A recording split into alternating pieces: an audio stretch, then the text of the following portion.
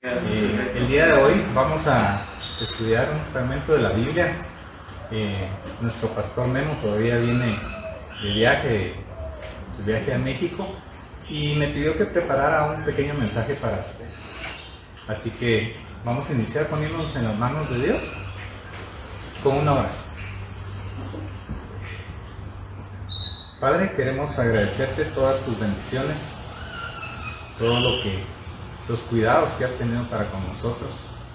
Te pedimos que bendigas este tiempo, que bendigas a Memo, Blanquita y su familia que vienen de regreso de México, a todas las personas que de una u otra manera están padeciendo de alguna enfermedad, y te pedimos que nos ilumines para que este mensaje que hoy vamos a transmitir llegue a los corazones de muchos. En el nombre de Jesús. Amén. Pues bienvenidos todos. Es propicio al inicio del año siempre hacer una serie de planes y metas. Regularmente los gimnasios en esta época se llenan, las membresías, las universidades se llenan, las aulas, porque todos queremos hacer ciertas cosas que tal vez las hemos dejado a un lado o queremos hacer unas propuestas nuevas.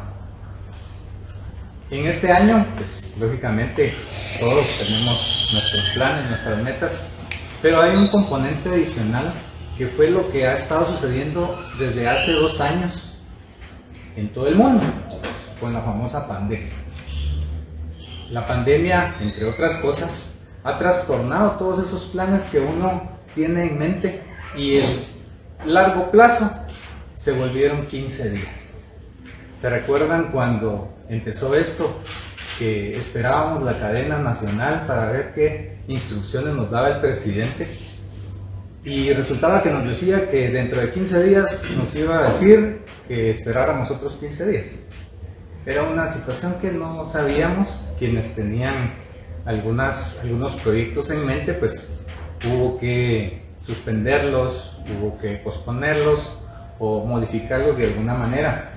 Y empezamos a tener, por ejemplo, nuestros estudios virtuales, la educación a distancia, y muchos trabajos se fueron transformando. Recién iniciada la pandemia, también empezamos a investigar un poquito, principalmente de la enfermedad, de las consecuencias, de los síntomas, de mucha información que a veces venía como que en lugar de información era desinformación. Pero todos estábamos un poquito ávidos de conocimiento, y precisamente iniciando la pandemia yo me puse a leer en dónde aparecía el término epidemia en la Biblia. Y en un fragmento del libro segundo de Crónicas aparece precisamente que cuando hayan algunas dificultades, como lo son sequía, plagas o pandemia, el Señor hace un pacto con Salomón y le explica cuáles serían las 4 cosas que podrían llevarnos a sortear esas dificultades. Vamos a leer en el segundo libro de Crónicas, capítulo 7, versículo 14, un fragmento que dice: si se humillare mi pueblo, sobre el cual mi nombre es invocado, y oraren y buscaren mi rostro, y se convirtieren de los malos caminos, entonces yo oiré desde los cielos, y perdonaré sus pecados, y sanaré su tierra.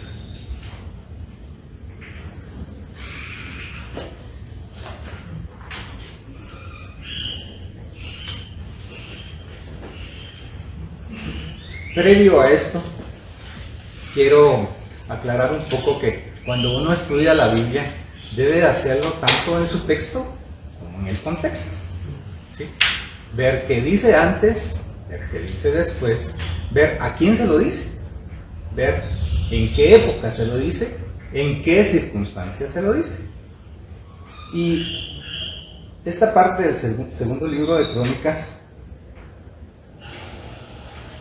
cuando analizamos el texto y el contexto, descubrimos que se lo decía al pueblo de Israel. Aún no se habían dividido las 12 tribus. Fue una época en donde se estaba dedicando el templo, el primer templo que construyó Salomón. Estaban bajo la ley de Moisés, ¿sí?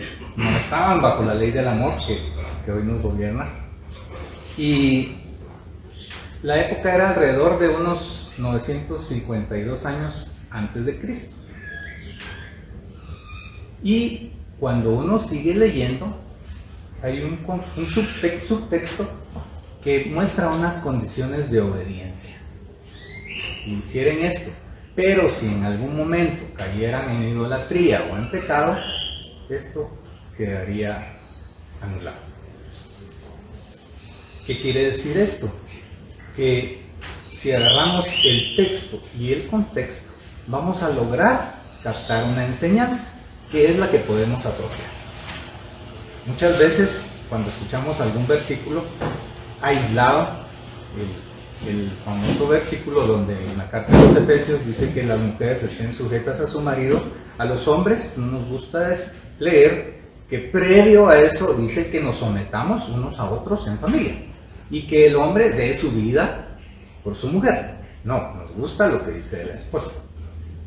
A los hijos les gusta también que los padres no los exasperemos, pero no les gusta que se sometan a sus padres. Estos son los problemas de sacar el texto del contexto. Así podríamos tener muchos ejemplos, incluso que han derivado de doctrinas equivocadas. Pero, cayendo en el tema vemos que los 4 puntos que dice el texto son: si se humillara mi pueblo, humillarse. Oraren, oración, establecer una línea de comunicación. Buscar en mi rostro y se convirtieren de sus malos caminos, dice, entonces yo oiré desde los cielos, perdonaré sus pecados y sanaré su tierra. La Real Academia Española define humillarse como abatir el orgullo y la altivez. Sencillamente es bajar de ese pedestal en que nosotros nos hemos puesto por egoísmo, ¿sí? Y ser empáticos con nuestros semejantes. Descubrir que hay un prójimo, que hay un próximo, ¿sí? Que no está al servicio nuestro. Significa dejar a un lado la autosuficiencia. Dejar de ser un Dios para nosotros mismos, porque entonces al gobernarnos nosotros mismos, nosotros definiríamos qué es lo bueno, qué es lo malo, con total relatividad, en función de lo que me da provecho.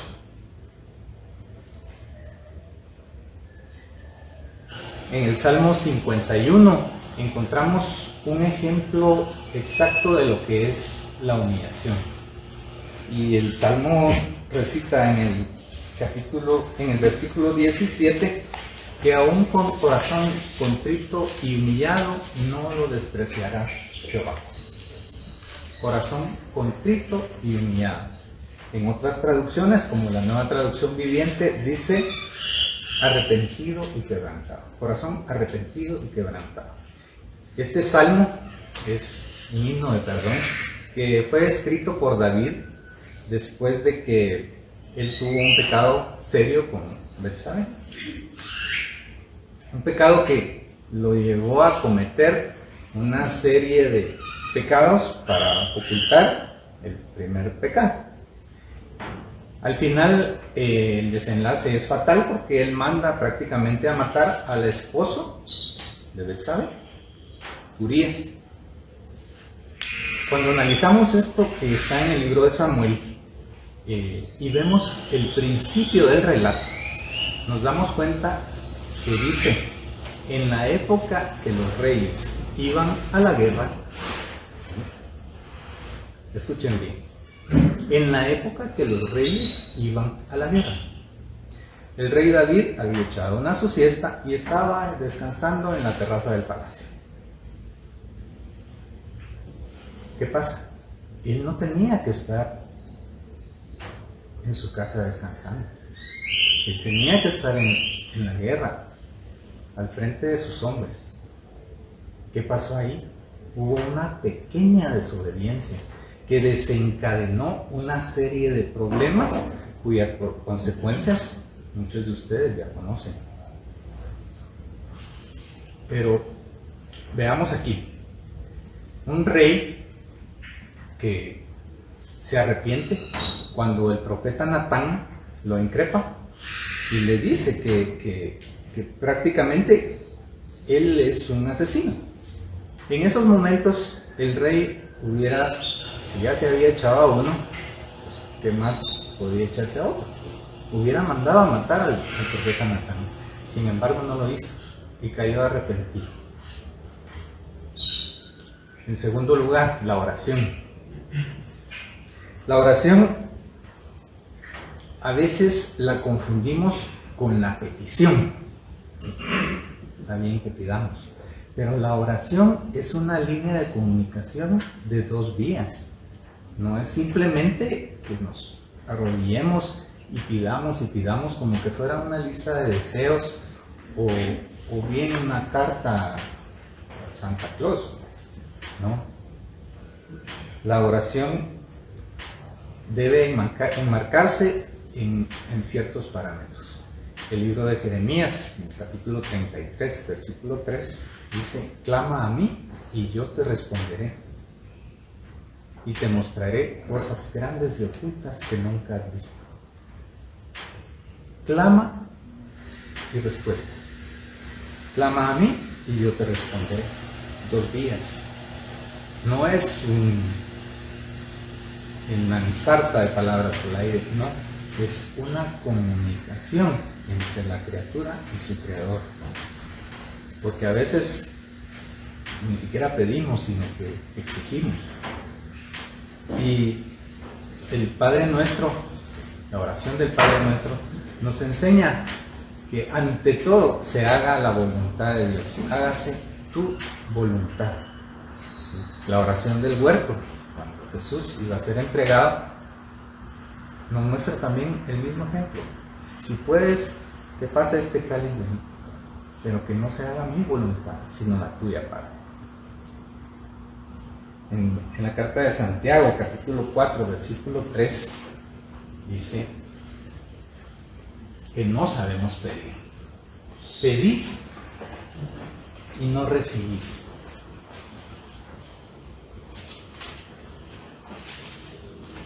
Santiago 4:3. Pedís y no recibís, porque pedís mal, para gastar en vuestros deleites. Interesante, ¿no? El tercer punto: buscar el rostro de Dios. Humillarse, orar, buscar el rostro de Dios. ¿Y cómo buscamos el rostro de Dios? Si es un ser espiritual, ¿dónde lo buscamos? Las palabras buscar el rostro en hebreo muchas veces las traducen como buscar la presencia de Dios. ¿Sí? Y aparece algunas veces en condiciones en que el pueblo se había alejado de Dios y luego trata de acercarse nuevamente buscando su rostro. Y el rostro es algo que nos identifica a todos, ¿sí? Por ejemplo, si alguien muriera en un accidente y se desfigura por alguna razón el rostro, es muy difícil de identificarlo. Tienen que usar sus placas dentales, su ADN, o en fin, ciertas cuestiones que el rostro facilita para identificar a una persona. Además, cuando vemos nuestro rostro, vemos si estamos contentos, si estamos tristes, si estamos abatidos o si hay alguna emoción en nuestro interior que lo delata el rostro. Reconocemos a alguien con mirar su rostro únicamente. Y es más, a veces, como pecadores que somos, evitamos el rostro de alguien cuando vemos, por ejemplo, que viene ahí algún fulano, ay, a este le rebotamos un cheque, mejor vamos para allá. Evitamos el rostro cuando tenemos alguna cuestión pendiente. La actitud correcta sería acercarse al que viene ahí, verle el rostro, verlo a los ojos y decirle: mira, fíjate que hubo un problema en el banco, rebotaron el cheque, pero aquí está el efectivo. Ahí subsanaríamos esa situación y no estaríamos escondiendo el rostro. Buscar el rostro entonces se convierte en buscar el carácter de Dios. ¿Y dónde buscamos el carácter de Dios? En las Escrituras. El autor del libro de los Hebreos inicia su carta diciendo que en otro tiempo y de muchas formas Dios se manifestó. En otro tiempo, en muchas formas. Algunos tal vez esperamos que nos aparezca un ángel para entender los designios de Dios, o en sueños, o no sé, que nos aparezca como la estrella de Belén que apareció y guió a unos magos de Oriente a ver el nacimiento de Jesús. A veces quisiéramos como que una acción sobrenatural nos inundara y se nos fuera revelado todo lo que necesitamos saber. Miren, aquí está escrito. ¿Quieres saber algo al respecto de la familia? Hay no solo doctrina, no solo un plan de salvación, hay enseñanzas prácticas para la vida. El libro de Proverbios, escrito también por el rey Salomón, nos da muchas enseñanzas de uso diario. Instruye al niño en su camino, y ya cuando viejo no se apartará de él. Así pudiéramos ir extrayendo enseñanzas del libro de libros, y la importancia de este libro la encontramos cuando inquietaban a Jesús los fariseos, que eran los sabios de la ley, y le tenían trampas, le hacían preguntas para hacerlo caer, y él ¿cómo les contestaba? Erráis, ignorando las Escrituras y el poder de Dios. O cuando fue tentado, ¿cómo eran sus respuestas? Porque está escrito. Está escrito. Historia que se cuenta en el Evangelio de Lucas, en el capítulo 16, de Lázaro y el rico, que ambos mueren. Muchos ya conocen esa historia. Ambos mueren y el mendigo se va al cielo, y Lázaro le pide a Abraham, porque ve que el rico le pide a Abraham que mande a Lázaro, que lo ve en su seno, para que les cuente a los hermanos, a su familia, que hay que cambiar, que hay un infierno, que hay un cielo. Y la respuesta de Abraham es que aún ahí tienen a los profetas, tienen la Escritura y los profetas, y aún que alguien viniera y se levantara de los muertos, no creerá. Nosotros tenemos la fortuna de vivir en una época de gracia donde la Escritura se nos fue dada a todos. Hoy en cualquier dispositivo podemos accesar a 100 traducciones en cualquier idioma. El problema que tenemos ahora es que no queremos leer. ¿Por qué? Porque no creemos en las Escrituras. Y simplemente nos dejamos llevar, por ejemplo, con los medios de comunicación, las redes sociales. Hoy un tweet vale más que una tesis de doctorado. Y son unos pocos caracteres, pero lo agarramos como verdad. Y nuestras conversaciones y nuestra manera de vivir va a ir en función de eso que estamos escuchando. Y si tú pidieras consejo, ¿a quién le pedirías? ¿A un tu amigo? ¿A alguien más grande porque tal vez tiene experiencia? No sé, a tu pastor, a tu sacerdote, a tu guía espiritual, a tu compañero. ¿A quién le pedirías? ¿No sería mejor que le pidieras consejo a Dios? De hecho, en el libro de Malaquías, capítulo 2, versículo 7, menciona el papel del sacerdote para el pueblo. Vamos a leer.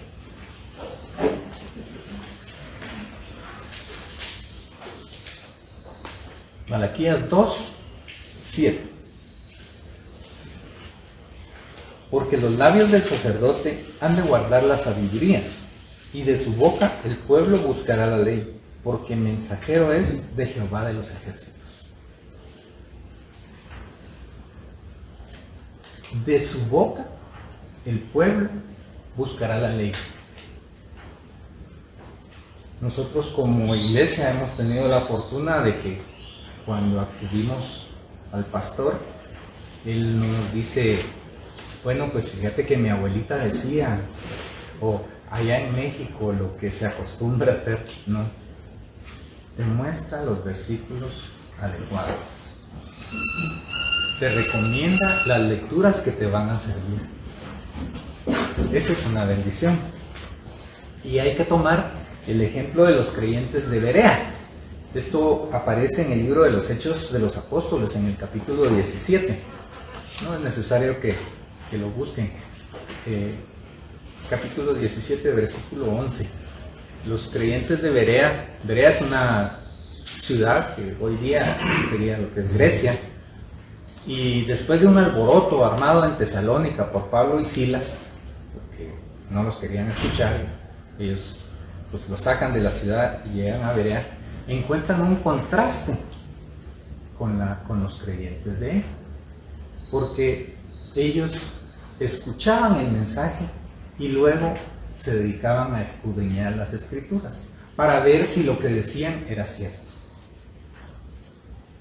Es un ejemplo muy noble. De hecho, en el párrafo anterior se califica como nobles a las personas de Berea, precisamente por eso. Y la receta de las escrituras, recordemos que no necesita condimentos. No hay que echarle ni sal, ni más agua al caldo, ni algunos otros ingredientes. No necesita. El libro de los Hebreos dice que la palabra de Dios es viva y eficaz, más cortante que una espada de 2 filos, y penetra el alma. ¿Viva por qué? Porque es vigente.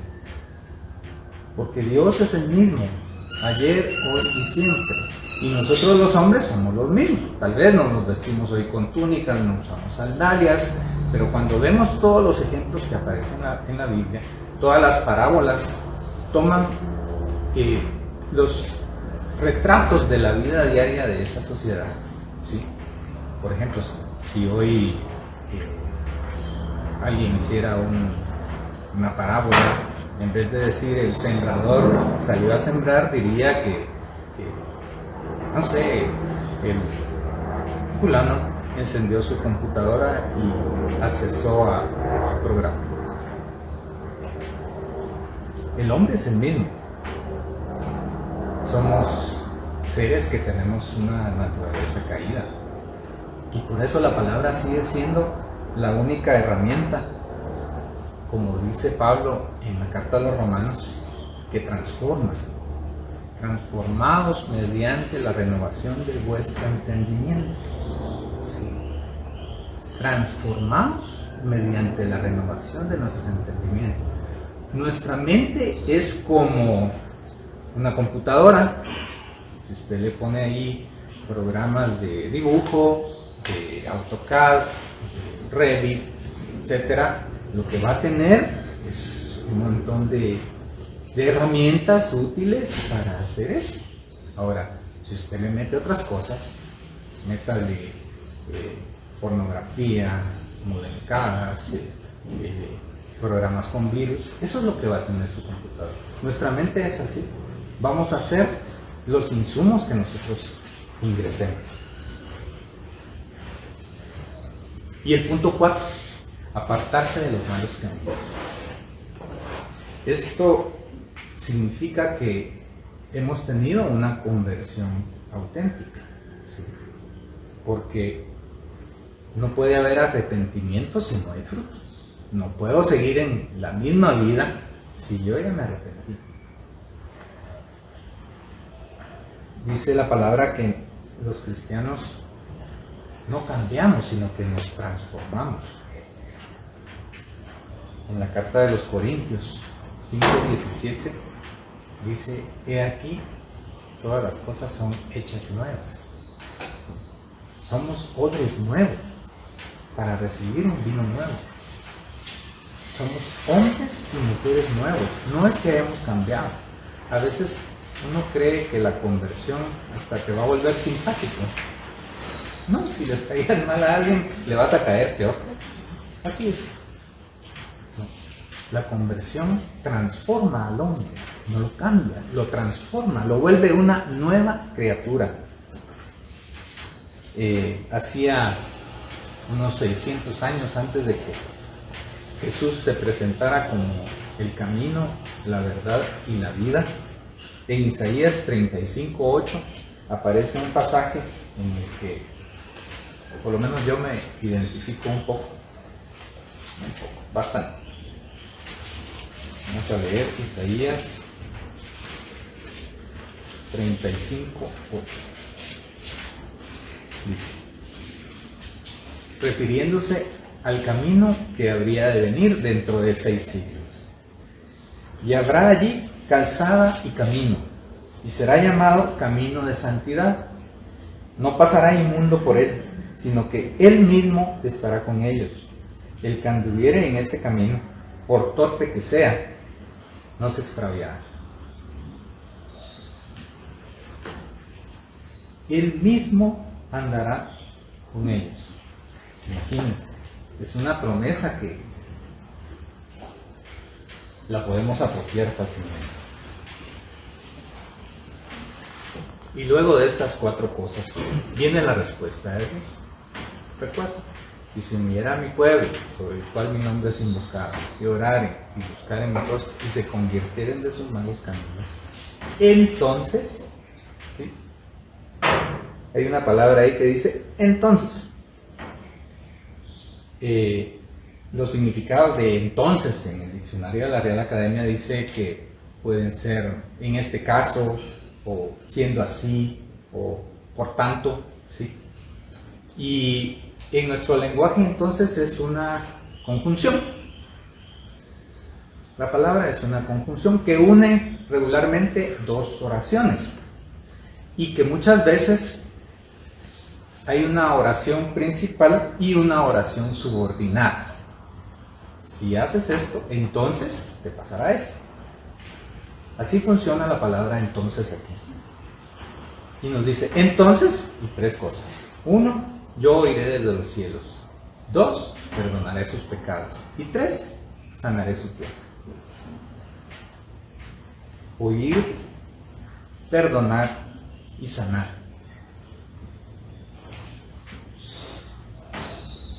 Veamos. No es que Dios no te oiga en condiciones normales. No te oye porque tú mismo has cortado la línea de comunicación. Nosotros, al dejar a Dios fuera de nuestras vidas, de nuestra sociedad, de nuestros trabajos, de nuestras actividades, hemos cortado esa vía de comunicación. Y el punto 2 y 3, que refiere a perdón y sanación, vean que hay una cosa interesante ahí, que el perdón es permanente, la calamidad es pasajera. Tú puedes ser perdonado y puedes ser sanado, pero ¿qué es más importante?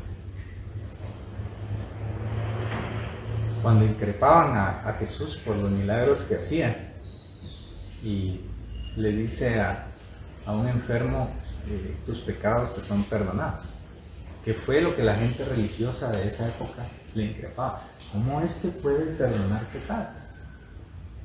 Para que vean que el Hijo del Hombre puede perdonar pecados, yo te digo a ti, levántate y camina.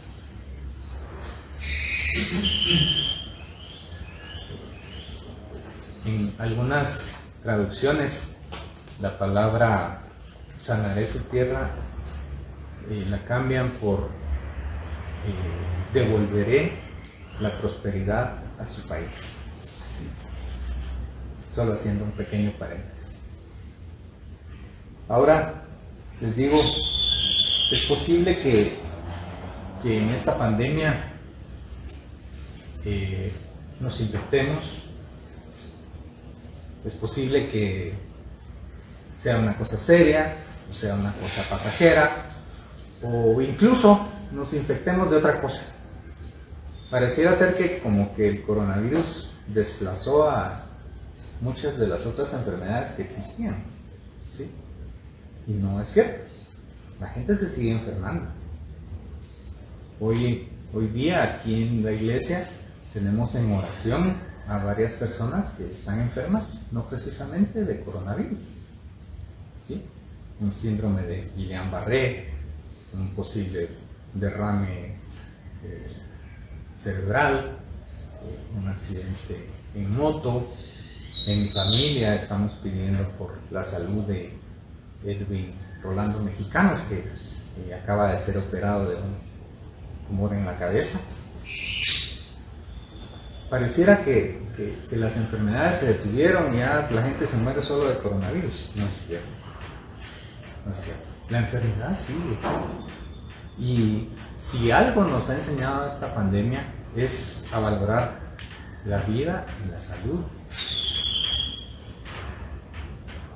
Yo no sé si alguno de ustedes ha hecho algún test para ver si son positivos o negativos por algún riesgo o porque han sido contagiados, pero qué alivio es sentir cuando aparece ahí la palabra negativo. Qué rico es que le manden a uno su resultado y diga negativo. Pero vean, ante la enfermedad, ¿en dónde está tu confianza? ¿En la ciencia? ¿En las vacunas? ¿En tu seguro? Tal vez tienen un seguro de gastos médicos. Te digo, seguro que no va a alcanzar. Y cuando llegue al límite, te van a llamar y te van a decir, mire, fíjese que ahorita esto ya no lo cubrimos. O, no sé, en tus propias fuerzas, ¿en qué confías? ¿O confías en Dios? ¿O estás consciente de que Él es el único que tiene el poder y la gloria?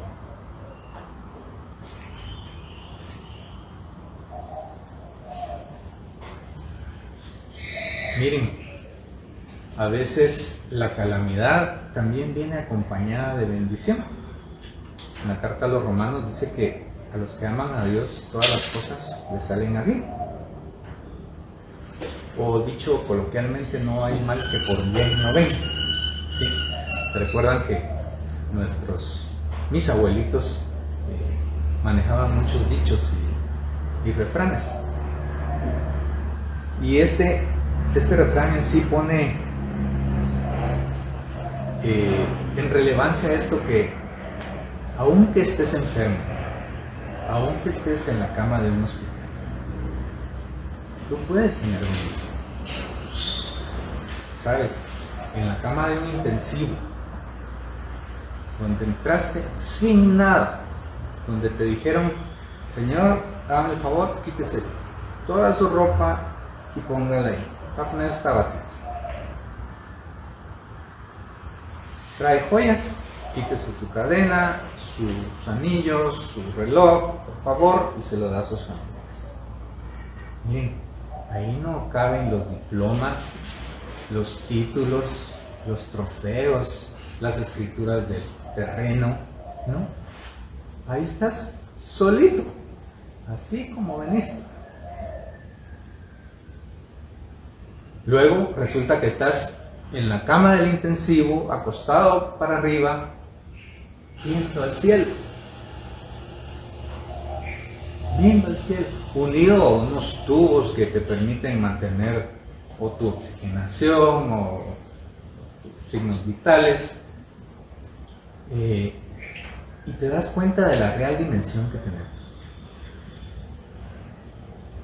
Ahora, necesitaríamos un escenario así tan dramático como darnos cuenta de lo vulnerables que somos, de la necesidad de Dios que tenemos. Esa pregunta, pues cada uno la responderá en su corazón. Y al respecto de la enfermedad, quisiera que recordáramos el capítulo 9 de San Juan, donde relata una curación de un ciego de nacimiento. Vamos a leer el capítulo 9, del 1 al 3.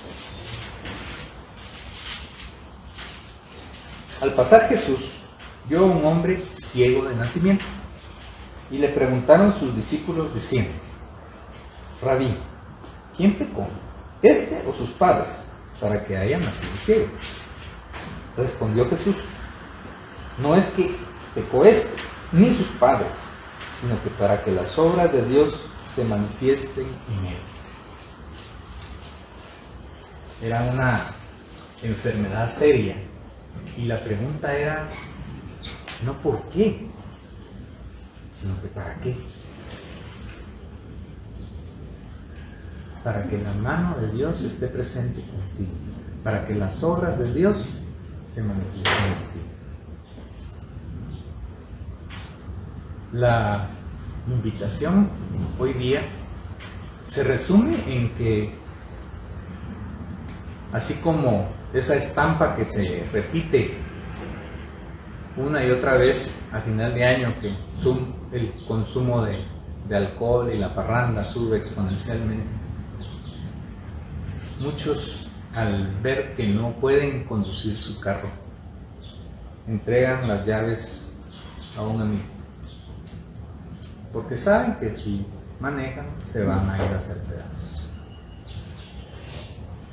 ¿Estás dispuesto tú hoy a entregarle la vida a Dios?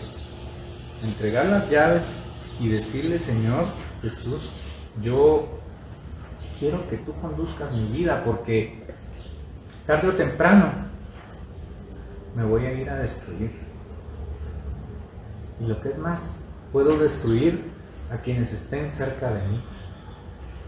Tal vez mi familia, tal vez algún peatón que ni conozco.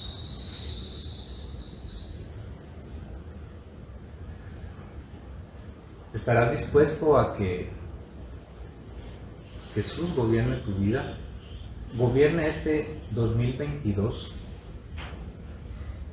Otra porción del libro de Crónicas, en el capítulo 16, versículo 9, un fragmento del versículo, dice: porque los ojos de Jehová contemplan toda la tierra, para mostrar su poder a quienes tienen un corazón perfecto para con él.